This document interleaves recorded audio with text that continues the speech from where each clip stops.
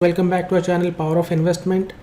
Speciality chemical एक ऐसा segment है जिसने रिसेंट टाइम्स में मल्टी बैगर रिटर्न्स दिए हैं और आज इस वीडियो में हम और एक कंपनी उसी सेक्टर से और एक कंपनी की जो आईपीओ आ रही है एमी ऑर्गेनिक्स, उसके आईपीओ के बारे में चर्चा करेंगे। तो स्टार्ट करते हैं वीडियो। क्या है एजेंडा हमारा आज के इस वीडियो में? पहले हम कंपनी के प्रोफाइल के बारे में डिस्कस करेंगे, देन उसके फाइनेंशियल्स एंड की मैट्रिक्स को रिव्यू करेंगे, देन कंपनी के वैल्यूएशन एंड थोड़ा पीयर कंपैरिजन करेंगे, देन उसके स्ट्रेंथ्स एंड वीकनेसेस को रिव्यू करेंगे ब्रीफली। उसके बाद ग्रे मार्केट प्रीमियम के ऊपर डिस्कशन करेंगे एंड फाइनली ओवरऑल हमारे एनालिसिस के बेसिस पे ये देखेंगे कि हमें इसमें अप्लाई करना चाहिए कि नहीं। तो स्टार्ट करते हैं। कंपनी गुजरात बेस्ड कंपनी है, 2004 में स्टार्ट हुई थी। गुजरात में इसके 3 मैन्युफैक्चरिंग प्लांट्स है with install capacity of 6060 metric tons per annum. 25 से ज़्यादा देशों को ये एक्सपोर्ट करती है अपने प्रोडक्ट्स एंड ग्लोबली 150 से ज़्यादा सर्टिस्फाइड कस्टमर्स हैं कंपनी के पास। सबसे की इन्फॉर्मेशन इस कंपनी के बारे में वो है Ami organics is one of the leading R&D driven manufacturers of speciality chemicals in India. ये चीज़ हमेशा ध्यान में रखिएगा कि R&D ड्रिवन मैन्युफैक्चरर, ठीक है। इसके प्रोडक्ट लाइन को देखते हैं। कंपनी ने ओवर द इयर्स 450 से ज़्यादा प्रोडक्ट्स को डेवलप किया है एंड कमर्शलाइज किया है अक्रॉस 17 डिफरेंट थेरापेटिक एरियाज़। और ये यहाँ पे कुछ की थेरापेटिक एरियाज़ दिया हुआ है जहाँ पे कंपनी का जो मार्केट शेयर है बहुत अच्छा है, जिसमें viral, anti inflammatory, anti psychotic, anti cancer, anti Parkinson, anti depressant and anti coagulant है। ये बहुत थेरापेटिक एरियाज़ हैं जहाँ पे कंपनी अच्छा खासा मार्केट शेयर इंजॉय करती है।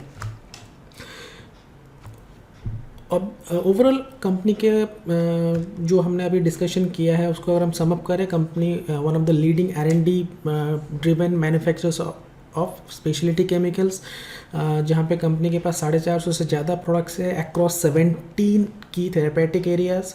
तो जो प्रोडक्ट बास्केट है बहुत ही डाइवर्सिफाइड है, कोई एक दो प्रोडक्ट कैटेगरी में ऑपरेट नहीं करता, बहुत ही ज़्यादा डाइवर्सिफाइड प्रोडक्ट रेंज है कंपनी के पास। और R&D सेंटर्स है, मल्टीपल मैन्युफैक्चरिंग फैसिलिटीज़ है कंपनी के पास। अब आगे बढ़ते हैं और यहाँ पे कंपनी के फाइनेंशियल्स को देखते हैं। यहाँ पे हमने कंपनी के लास्ट 5 इयर्स के रेवेन्यू एंड प्रॉफिट को प्लॉट किया है। 2017 में कंपनी ने 160 करोड़ का सेल्स या रेवेन्यू रिकॉर्ड किया था, उसके अगेंस्ट में 12 करोड़ का प्रॉफिट रिपोर्ट किया था। सिमिलरली 2021 में कंपनी ने 341 करोड़ का रेवेन्यू रिपोर्ट किया था, जिसके अगेंस्ट में 54 करोड़ का नेट प्रॉफिट रिपोर्ट किया था। अगर लास्ट 5 इयर्स का रेवेन्यू देखेंगे, सेल्स या रेवेन्यू देखेंगे, तो रेवेन्यू 19% CAGR से ग्रो कर रहा है एंड प्रॉफिट 53% CAGR से ग्रो कर रहा है। यहाँ पे देख के सब कुछ तो अच्छा लग रहा है, बट कुछ ग्रे एरियाज़ हैं जो हम नेक्स्ट स्लाइड में डिटेल में उसको डिस्कस करेंगे। हमने अभी रेवेन्यू एंड प्रॉफिट की बात की थी, बट यहाँ पे आप देखेंगे कंपनी का जो रेवेन्यू ग्रोथ है वो फाइनेंशियल ईयर 29 में 27% था, बट फाइनेंशियल ईयर 2020 में जो रेवेन्यू ग्रोथ थी वो 0%, ऑलमोस्ट स्टैग्नेंट था। 2020 एक ऐसा पीरियड था जहाँ पे फार्मा कंपनीज और स्पेशलिटी केमिकल्स बहुत अच्छे से ग्रो कर रहे थे, बट इस टाइम पे कंपनी का जो ग्रोथ रेट था वो 0 था, कंपनी स्टैग्नेंट थी। जो लास्ट ईयर का रेवेन्यू था 2019 में, 2020 का भी रेवेन्यू उसी के आसपास ही था। तो ये बड़ा ग्रे एरिया है। और उसके बाद अब देखेंगे 2021 में कंपनी ने 42% का रेवेन्यू ग्रोथ दिखाया है और 240 का जो रेवेन्यू था 2020 में, उसको उन्होंने 340 का जो रेवेन्यू उनका 240 करोड़ था 2020 में, उसको उन्होंने ग्रो करके 341 करोड़ बना दिया फाइनेंशियल ईयर 2021 में। तो यहाँ पे थोड़ा सा ग्रे एरिया है। ये एक अच्छी चीज़ है, वो है जो 340 में से almost majority of the revenue है वो रेवेन्यू फ्रॉम ऑपरेशन से, कोई दूसरा सोर्स ऑफ इनकम वहाँ पे नहीं है। तो वो एक पॉजिटिव साइड है, but still there is some grey area 2020 और 2021 में जो स्पाइक देखने को मिला है हमें रेवेन्यू ग्रोथ में। नेक्स्ट चलते हैं ऑपरेटिंग प्रॉफिट मार्जिन। अब देख सकते हैं 2017 में जो ऑपरेटिंग प्रॉफिट मार्जिन थी वो 14% था, जो slow and steady continuously getting better and better. और 2021 में कंपनी का जो ऑपरेटिंग प्रॉफिट मार्जिन है वो 24% है, एक बहुत बड़ा पॉजिटिव है कंपनी के लिए। टोटल एसेट्स आप देखेंगे 2017 में 109 करोड़ की टोटल एसेट्स थी, कंपनी ने 2021 में 413 करोड़ का एसेट्स रिपोर्ट किया है, जिसका मतलब कंपनी कंटिन्यूसली अपने प्लांट्स को, अपने मैन्युफैक्चरिंग फैसिलिटीज़ को एक्सपैंड करिए, जो कि दिखाता है कि future prospects are good.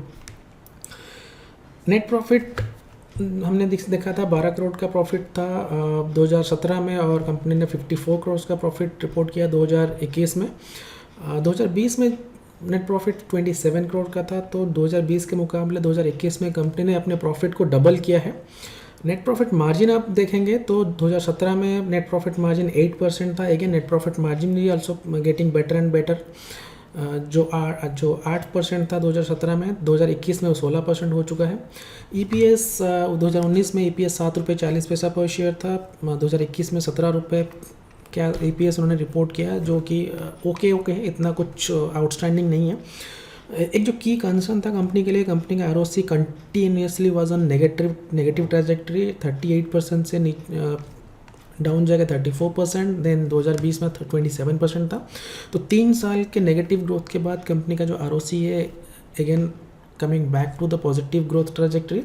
But यहाँ पे जो सबसे की इन्फॉर्मेशन है वो ये देखने वाली है कि कंपनी ने अभी 2021 में जो नंबर्स, जो ग्रोथ रिपोर्ट किया है, वो उसको आने वाले टाइम में मेंटेन कर पाते हैं या नहीं है। अगर ये सिर्फ IPO के लिए नंबर्स रिपोर्ट हुए हैं और एक्चुअल में कुछ और इश्यूज चल रहे हैं, तो कंपनी के लिए नेगेटिव जा सकते हैं। बट 2021 में जो नंबर रिपोर्ट्स की और जो ग्रोथ रेट रिपोर्ट किया है, अगर उसको कंटिन्यू करती है तो कंपनी आने वाले टाइम में कंपनी के लिए बहुत अच्छा है, और कंपनी इन्वेस्टर्स के लिए बहुत अच्छा है कि इन्वेस्टर्स के लिए कंपनी बहुत अच्छा वैल्यू क्रिएट कर सकती है आने वाले टाइम में। अब देख लेते हैं कि IPO के फंड्स कहाँ यूज़ होने वाले। टोटल जो इशू साइज है 570 करोड़ का IPO है, जिसमें से 200 करोड़ का फ्रेश इशू है एंड 370 करोड़ का ऑफर फॉर सेल है। 370 करोड़ बेसिकली जो इसके प्रमोटर्स हैं अपने स्टेक सेल करके एनकैश कर रहे हैं। Out of the 200 crore 140 crore will be use for debt repayment. Company के पास कंपनी ने कुछ लोन्स ले रखे हैं, 140 करोड़ यूज़ होंगे उन लोन्स को रीपेमेंट करने के लिए। बाकी जो 60 करोड़ रुपए बचेगा कंपनी के पास, वो working capital requirement and general corporate purposes के लिए यूज़ होने वाले हैं। थोड़ा कंपनी के वैल्यूएशन एंड पीयर कंपैरिजन के ऊपर बात करते हैं। अगर रेवेन्यू वाइज देखेंगे तो एमी ऑर्गेनिक्स अपने पीयर्स के अंदर एक स्मॉल साइज्ड कंपनी के रूप में निकल के आ रहा है, जहाँ पे इसकी टोटल रेवेन्यू 341 करोड़ है। और कौन कौन है इसके पीयर्स जो की competitors, valiant organics, Neuland lab, Vinati organics, Hikal limited, Atul limited, Aarti industries, ये इसके की कंपटीटर्स या पीयर्स हैं। अगर वैल्यूएशन वाइज देखेंगे तो न्यूलैंड लैब सबसे चीपली वैल्यूड है eight A P of 31।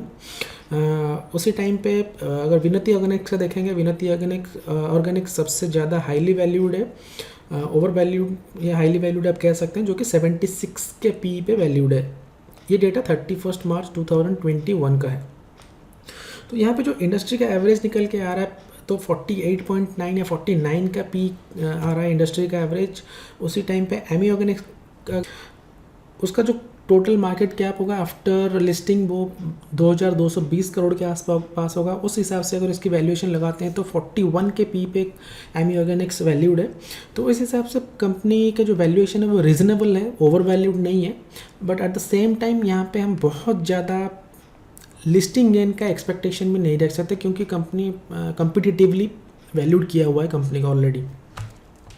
Strengths and weaknesses के बारे में बात कर लेते हैं।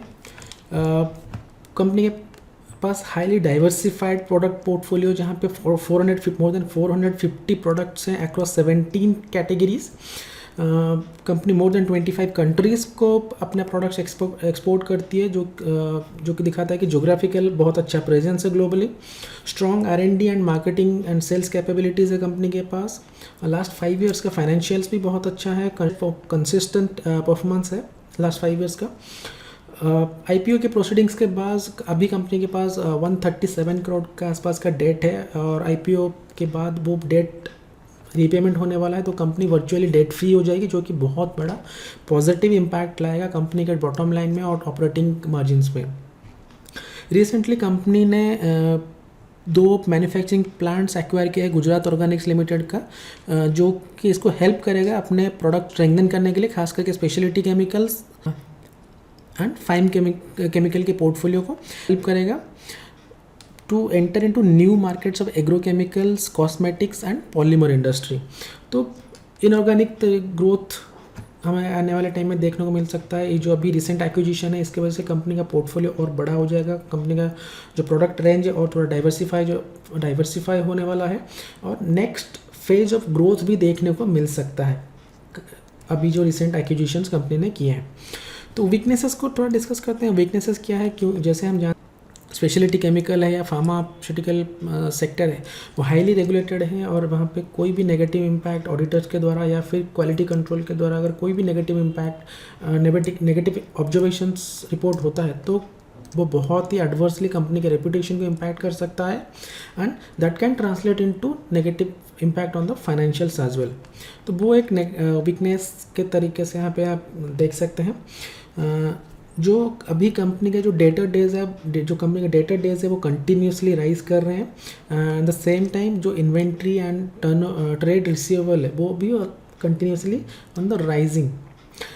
यूजुअली जब कोई भी ऑर्गेनाइजेशन की सेल्स या रेवेन्यू इंक्रीज होती है तो नेचुरली ये जो की रेशियोज़ हैं, debtor days and inventory and trade receivables, ये भी इंक्रीज़ होते हैं।